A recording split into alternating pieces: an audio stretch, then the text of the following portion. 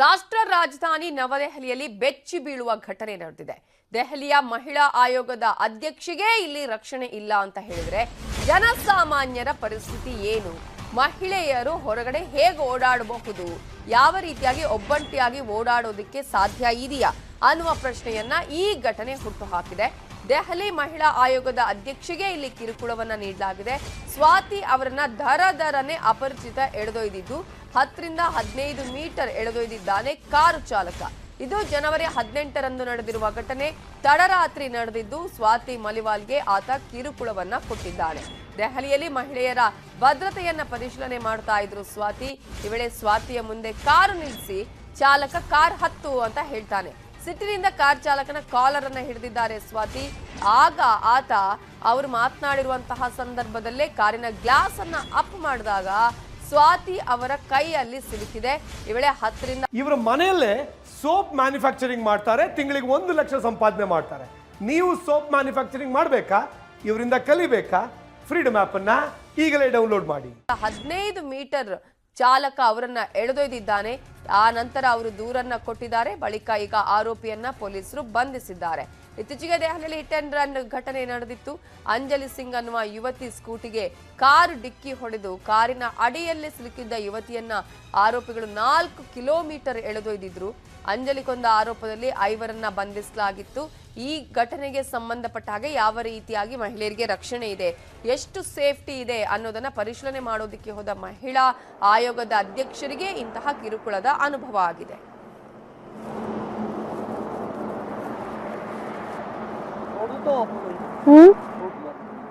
अभी आप ही थे ना? आप ही गए थे ना? आपने कहा था छोड़ दो. कहाँ छोड़ोगे? अभी तो बात हुई थी, आपको मैंने बताया था ना रिलेटिव्स हैं मेरे, आ रहे हैं.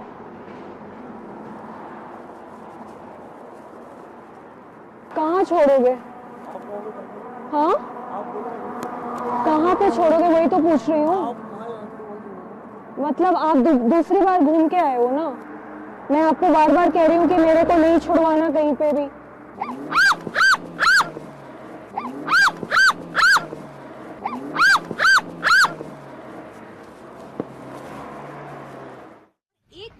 मैं कल रात दिल्ली की सड़कों पर इंस्पेक्शन करने निकली थी क्योंकि मैं ये देखना चाहती थी कि जो बड़े बड़े वादे किए जाते हैं महिला सुरक्षा को लेकर, क्या सच में कुछ बदलाव हुआ है दिल्ली में अंजलि के इंसिडेंट के बाद.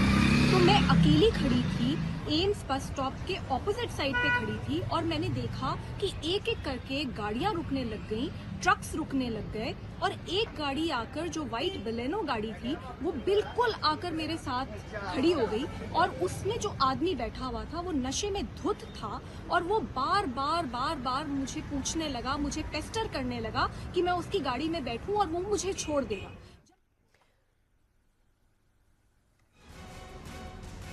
ಇದರ ಬಗ್ಗೆ ಮಾತನಾಡೋದಕ್ಕೆ ನಮ್ಮ ಜೊತೆ ಈಗ ಡೆಪ್ಯೂಟಿ ನ್ಯೂಸ್ ಎಡಿಟರ್ ಆಗಿರುವ ರಾಘವೇಂದ್ರ ಗುಡಿ ಫೋನ್ ಸಂಪರ್ಕದಲ್ಲಿದ್ದಾರೆ. ರಾಘವೇಂದ್ರ ಗುಡಿ, ಈಗ ಮಹಿಳೆಯರ ಸುರಕ್ಷತೆಯ ಬಗ್ಗೆನೇ ಪರಿಶೀಲನೆ ಮಾಡೋದಕ್ಕೆ ಹೋದಂತಹ ಸಂದರ್ಭದಲ್ಲಿ ಆದಂತಹ ಘಟನೆ, ನಾವು ಅನೇಕ ಪ್ರಕರಣಗಳನ್ನು ಗಮನಿಸಿದ್ವಿ ಇತ್ತೀಚಿನ ದಿನಗಳಲ್ಲಿ, ಹೇಗೆ ಹಿಟ್ ಅಂಡ್ ರ್ಯಾಕ್ ಕೇಸ್ಗಳು ಆಗ್ತಾ ಇದೆ ಅನ್ನೋದು. ಸೊ ಮಹಿಳೆಯರ ಸುರಕ್ಷತೆಯ ಬಗ್ಗೆ ಒಂದಷ್ಟು ಪ್ರಶ್ನೆಗಳು ಇಲ್ಲಿ ಮೂಡ್ತಾ ಇದೆ. ಕಾನೂನು ಸುವ್ಯವಸ್ಥೆಯ ಬಗ್ಗೆ ಇಲ್ಲಿ ಪ್ರಶ್ನೆಗಳು ಮೂಡ್ತಾ ಇದೆ. ಒಬ್ಬಂಟಿ ಮಹಿಳೆ ಸಿಕ್ಕಿದ್ರೆ ಏನ್ ಬೇಕಾದ್ರೂ ಮಾಡಬಹುದು ಅನ್ನುವ ಮನಸ್ಥಿತಿಯನ್ನು ತೋರಿಸ್ತಾ ಇದೆ ಇದು ಅಂತ.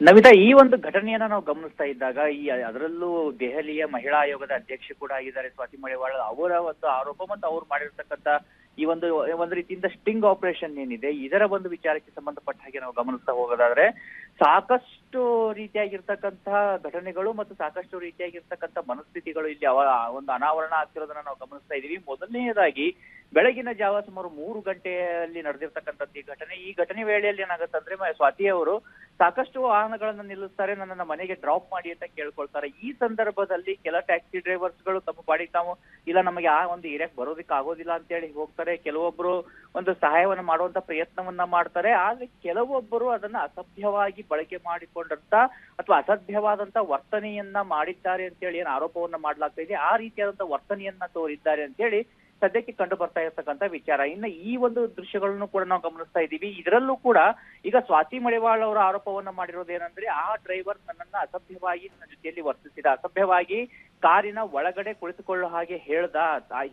ಅಷ್ಟೇ ಅಲ್ಲ, ತದನಂತರದಲ್ಲಿ ಯಾವಾಗ ಕ್ಯಾಮ್ರಾವನ್ನ ನೋಡ್ತಾನೆ ಆಗ ಎಸ್ಕೇಪ್ ಆಗೋಕೆ ಪ್ರಯತ್ನವನ್ನ ಮಾಡ್ತಾನೆ. ಸುಮಾರು 15 ಮೀಟರ್ನಷ್ಟು ನನ್ನನ್ನ ಅವರ ಕಾರ್ನ ಒಂದು ವಿಂಡೋದಲ್ಲಿ ನನ್ನ ಕೈ ಸಿಲ್ಕಾಕೊಂಡಿರುತ್ತೆ. ನನ್ನನ್ನು ಸುಮಾರು 15 ಮೀಟರ್ನಷ್ಟು ವಾಹನವನ್ನ ಚಲಾಯಿಸಿಕೊಂಡು ಹೋದ ಅಂತ ಹೇಳಿ ಆರೋಪವನ್ನ ಮಾಡಿದ್ದಾರೆ. ಅದಕ್ಕೆ ಸಂಬಂಧಪಟ್ಟ ಹಾಗೆ ಕೂಡ ನಾವು ನೋಡಿದಾಗ ಈಗ ಒಬ್ಬ ವ್ಯಕ್ತಿಯನ್ನ 47 ವರ್ಷದ ವ್ಯಕ್ತಿಯನ್ನ ಬಂಧಿಸಲಾಗಿದೆ. ಆತ ಆ ಸಮಯದಲ್ಲಿ ಮದ್ಯಪಾನವನ್ನ ಮಾಡಿದ್ದ ಅಂತ ಕೂಡ ಸದ್ಯಕ್ಕೆ ಹೇಳಲಾಗ್ತಾ ಇದೆ. ಇದು ಒಂದು ಹಂತದಲ್ಲಾಯ್ತು. ಇನ್ನೊಂದು ಹಂತದಲ್ಲಿ ನೋಡಿದಾಗ ಸಾಕಷ್ಟು ಪ್ರತ್ಯಾರೋಪಗಳು ಕೂಡ ಕೇಳಿ ಬರ್ತಾ ಇದ್ದಾವೆ. ಇದನ್ನ ರಾಜಕೀಯವಾಗಿ ಬಿಂಬಿಸಿಕೊಳ್ಳುವಂತ ಯತ್ನಗಳಾಗ್ತಾ ಇದ್ದಾವೆ. ಇದರಲ್ಲಿ ಅಲ್ಲಿ ಆಗಿರ್ತಕ್ಕಂಥ ವಿಚಾರ ಏನಂದ್ರೆ, ಆ ಡ್ರೈವರ್ ಆ ಕಾರ್ನಲ್ಲಿ ಇರ್ತಕ್ಕಂಥ ಒಂದು ಕೀಯನ್ನ ತೆಗೆದುಕೊಳ್ಳಕ್ ಹೋಗುವಂತ ಸಂದರ್ಭದಲ್ಲಿ ಈ ರೀತಿಯಾದಂತ ಒಂದು ಘಟನೆ ಆಗಿದೆ ಅಂತ ಕೂಡ ಪ್ರತ್ಯಾರೋಪವನ್ನ ಮಾಡ್ಲಾಗ್ತಾ ಇದೆ. ಆದ್ರೆ ಇಲ್ಲಿ ಆರೋಪ ಪ್ರತ್ಯಾರೋಪ ಏನೇ ಇದ್ರೂ ಸಹಿತ ಒಂದು ಪ್ರಮುಖವಾಗಿರ್ತಕ್ಕಂಥ ಸ್ಟೆಪ್ಸ್ ಅನ್ನ ಕೇಂದ್ರ ಸರ್ಕಾರ ತೆಗೆದುಕೊಳ್ಬೇಕಾಗುತ್ತೆ. ಯಾಕಂದ್ರೆ ಕೇಂದ್ರ ಸರ್ಕಾರದ ಗೃಹ ಇಲಾಖೆ ಅಡಿಯಲ್ಲಿ ಬರ್ತಕ್ಕಂಥದ್ದು ಇಲ್ಲಿ ಒಂದು ಮನಸ್ಥಿತಿಯ ವಿಚಾರ. ನೀವು ಅವಾಗ್ಲೇ ಕೇಳ್ತಾ ಇದ್ರಿ ಮನಸ್ಥಿತಿಯ ವಿಚಾರ. ಯಾಕಂದ್ರೆ ಇತ್ತೀಚೆಗೆ ಮಹಿಳೆಯರಿರ್ಬೋದು ಅಥವಾ ಪುರುಷರಿರ್ಬೋದು ಹೇಗೆ ಡ್ರ್ಯಾಗ್ ಅನ್ನ ಮಾಡ್ಕೊಳ್ಳೋಕಾಗ್ತಾ ಇದೆ, ಹಿಂಸಾತ್ಮಕ ಒಂದು ಮನಸ್ಥಿತಿಯನ್ನ ತೋರಿಸಲಾಗ್ತಾ ಇದೆ. ಅದನ್ನ ನಿಯಂತ್ರಿಸಕ್ಕೆ ಬೇಕಾಗಿರ್ತಕ್ಕಂಥ ಕ್ರಮವನ್ನ ತೆಗೆದುಕೊಳ್ಬೇಕು. ಜೊತೆಗೆ ಮಹಿಳಾ ಸುರಕ್ಷತೆ ಸಂಬಂಧಪಟ್ಟ ಹಾಗೆ ಕೂಡ ನಿರ್ಭಯಾ ಫಂಡ್ ಅಂತ ಮಾಡಿದ್ರು. ಆ ನಿರ್ಭಯಾ ಘಟನೆ ಅಂತಂದ್ರೆ ಸಾಕಷ್ಟು ಪ್ರಯತ್ನವನ್ನು ತೆಗೆದುಕೊಳ್ಳುವಂತ ಒಂದಿಷ್ಟು ವಿಚಾರಗಳನ್ನ ಮಾಡ್ಲಾಯ್ತು. ಆದ್ರೆ ಕೇವಲ ಒಂದು ಕಾಸ್ಮೆಟಿಕ್ ಒಂದು ಅಲ್ಲಿ ಕ್ರಮವನ್ನ ತೆಗೆದುಕೊಳ್ಳಲಾಯಿತೆ ಹೊರತು ಯಾವುದೇ ಒಂದು ಗ್ರೌಂಡ್ ನಲ್ಲಿ ದೊಡ್ಡ ಮಟ್ಟದಲ್ಲಿ ಪರಿಣಾಮಕಾರಿಯಾದಂತಹ ಪರಿಣಾಮವನ್ನು ತೆಗೆದುಕೊಳ್ಳಲಾಗಿಲ್ಲ. ಹೀಗಾಗಿ ಈಗ ಈ ಆರೋಪ ವಿಚಾರದಲ್ಲೂ ಕೂಡ ಒಂದು ನಿಷ್ಪಕ್ಷಪಾತವಾದಂತ ಮತ್ತು ಅತ್ಯಂತ ಆಳಾಗಿರ್ತಕ್ಕಂಥ ತನಿಖೆ ಆಗ್ಬೇಕಾಗತ್ತೆ. ಇದರಲ್ಲಿ ಖಂಡಿತವಾಗಿ ಆರೋಪಿ ಸ್ಥಾನದಲ್ಲಿ ಇರ್ತಕ್ಕಂಥ ವ್ಯಕ್ತಿ ಅಪರಾಧಿನೇ ಆಗಿದ್ರೆ ಆತನ ವಿರುದ್ಧ ಅತ್ಯಂತ ಕಠಿಣವಾದಂತಹ ಕ್ರಮವನ್ನು ತೆಗೆದುಕೊಳ್ಬೇಕು. ಅದೊಂದು ಉದಾಹರಣೆಯಾಗಿ ನಿಲ್ಬೇಕಾಗತ್ತೆ ನವಿತಾ. ಓಕೆ, ಹಾಗೆ ಸಂಪರ್ಕದಲ್ಲಿ ರಾಘವೇಂದ್ರ ಕುಡಿ.